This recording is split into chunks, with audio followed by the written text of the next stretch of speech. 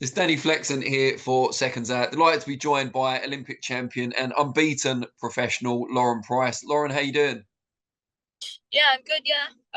Obviously, just finished my last hard week, and on my way home now for the weekend, and then going into fight week next week. So all the hard work's done now. Just looking forward to putting on a show next weekend.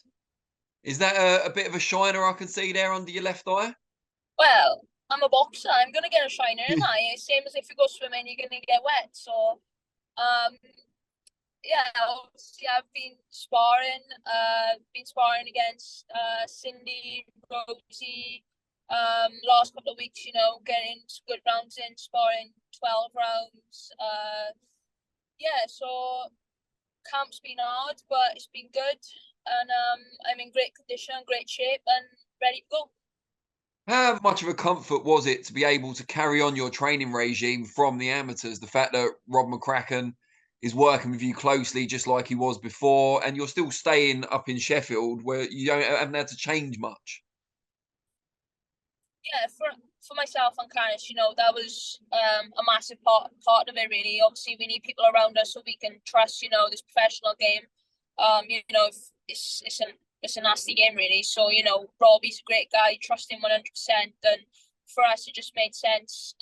Staying up in Sheffield, we got all the top sparring. The GB coaches, they know us inside out, and Robbie, he's worked with Frotch, AJ, and he was a great pro himself. So for us, he knows the pro game inside out, and he's more on us now, so he's the one who trains us. And yeah, I'm just happy, to still be up there, grateful. How much has the actual structure of your training changed? Day to day, is it still very similar to how it was before? No, so obviously myself, Karis, and Galal Yafai, we're obviously the three pros that are up there, and obviously we get our sparring in, obviously with the others as well. But our training sessions are much longer now, so it's down to twice a day. Still, obviously we do our S&C there, we do our runs and stuff. But yeah, the sessions are a little bit longer. Like I said, Robbie's more involved now, so yeah, the sessions, they can go on for anything from like an hour and 30 to 2 hours. We're in the gym sometimes, 3 hours just, learning and picking up things. So yeah, obviously we've had to adapt and stuff like that, but it's all good and it's working in our favour.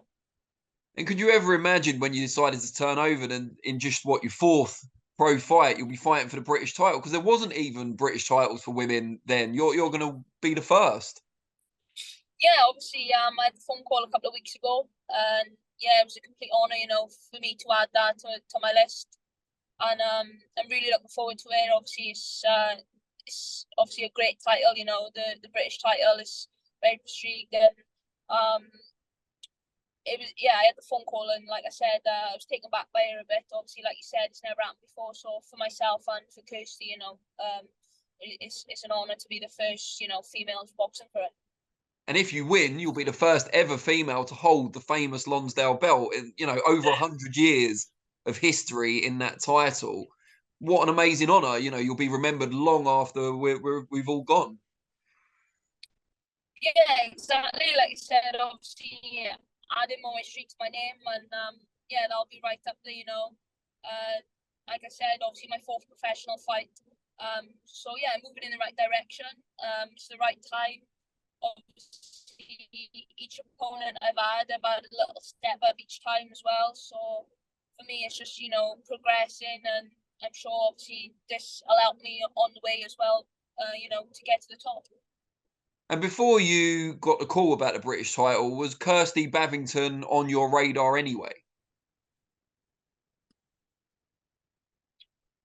The fight had already been arranged. Yeah, obviously, I knew I was boxing her. Obviously, I didn't know whether it was going to be an 8 or 10 rounder. Obviously, she did have a European title, Mm. and obviously she was stripped of that. So, yeah, obviously I had the nod then. Obviously, the British the boxing board of control and put my name forward, and obviously Kirsty's to be the first ever females, to make history and box for that title. So yeah, obviously I'm over the moon and really looking forward to it. What do you make of Kirsty as a fighter? She had that European title, of course, came up short against Candy Wyatt, veteran American, last time out. What do you make of her? Yeah, obviously, I look at her, she's a step up from my last opponent.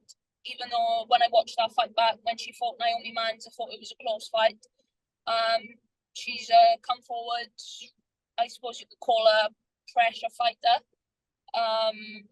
But for me, obviously, I believe in myself and I know how good I am. So for me, I just got to concentrate on, what I'm good at. And, I'm sure I'll come out victorious.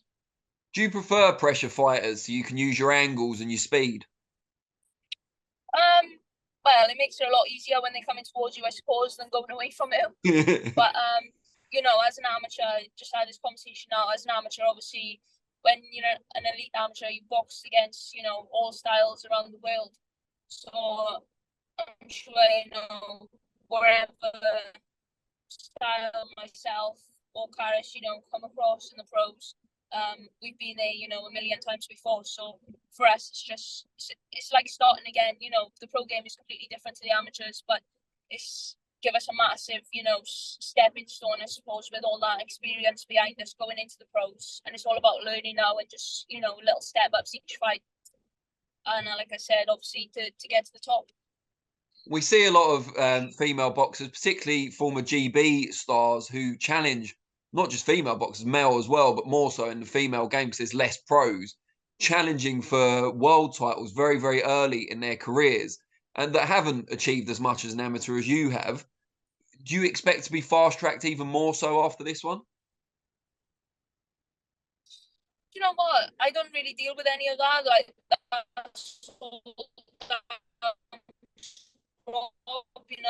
he deals with Ben, and for me, I just leave that in his hands. Obviously, like I know he believes in me, and I'm very grateful that I got him in my corner.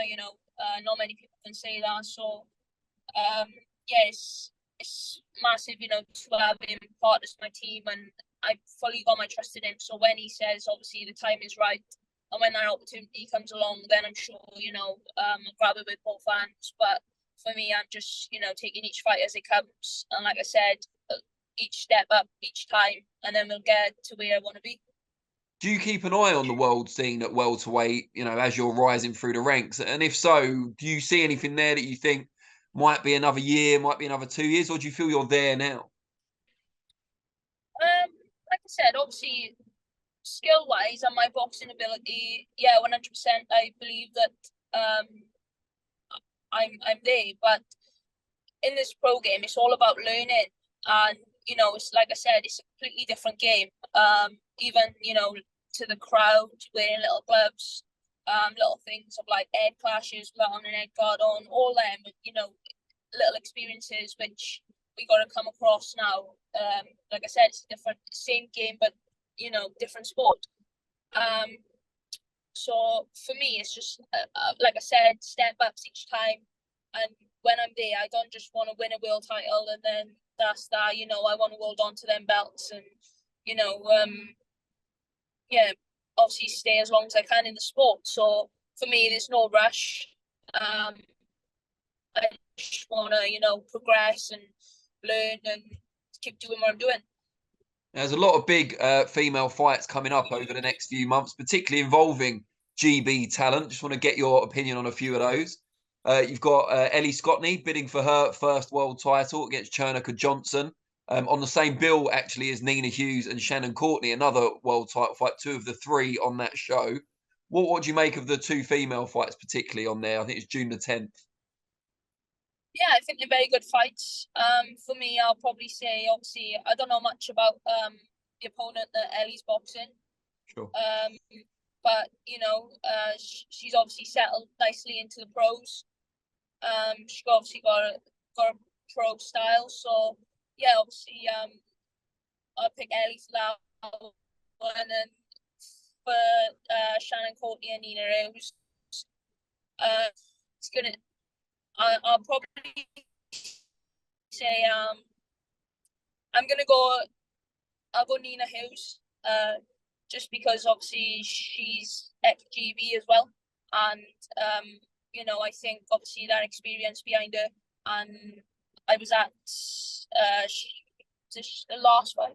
Did we go and watch on Courtney last fight? Sure, yeah, when she got beat off Jamie Mitchell. Yeah, when she got beat off Jamie Mitchell. So, you know, she might, you know, prove everyone wrong and you know, come back and get that win and prove everyone wrong. I do think she was injured at the time. So, you know, it's a 50-50 fight. But if I was to actually, you know, say, oh, do I think, I'll probably go Nina Roos.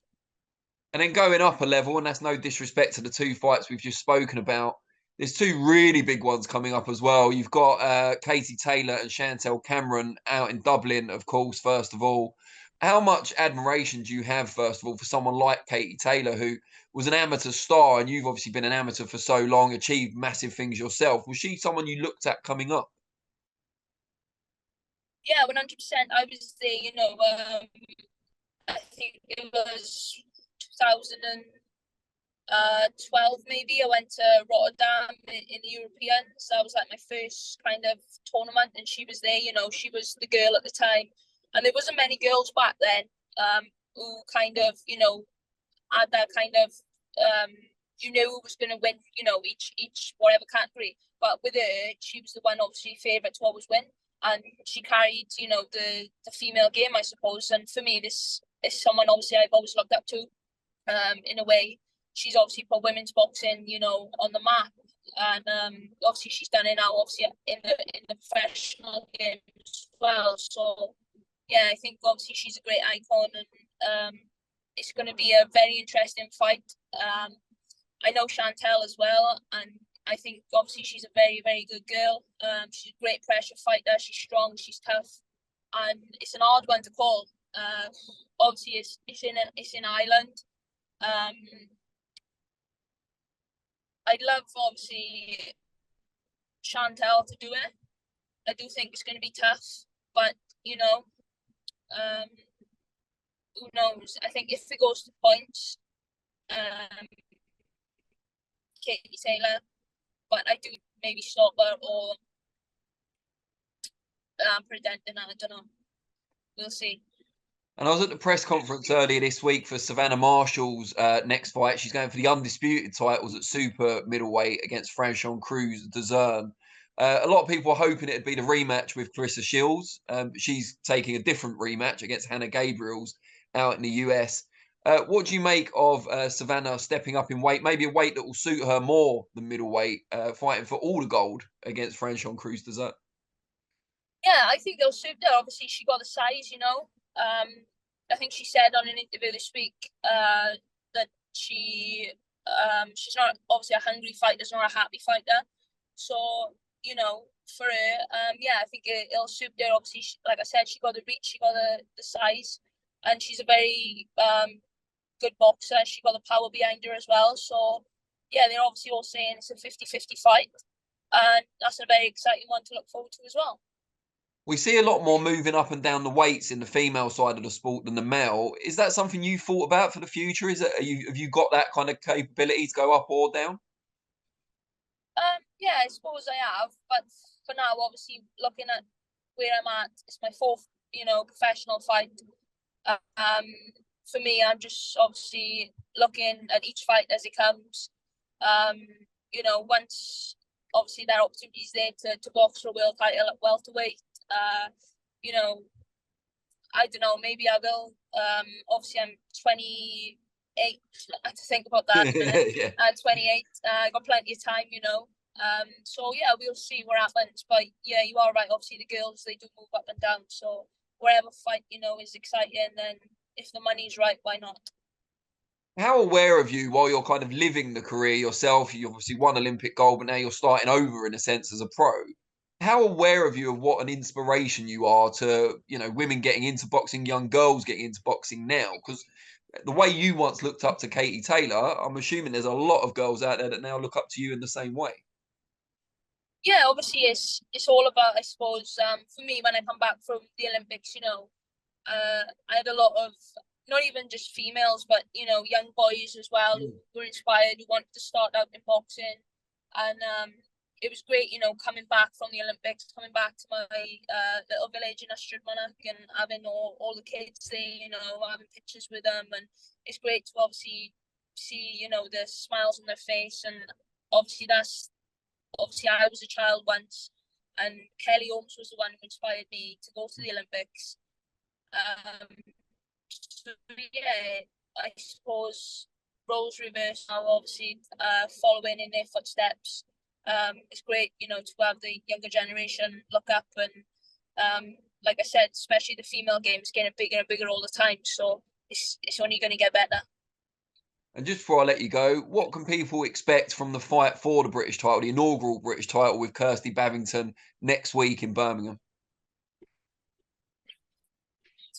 Yeah, obviously Lauren Price win, and yeah, just looking, you know, to put on a good performance, and yeah, I suppose just put on a show and enjoy myself. Great stuff. All right, well, I'm looking forward to watching it. Hope the last final week of preparation goes well, and yeah, I'll see you soon.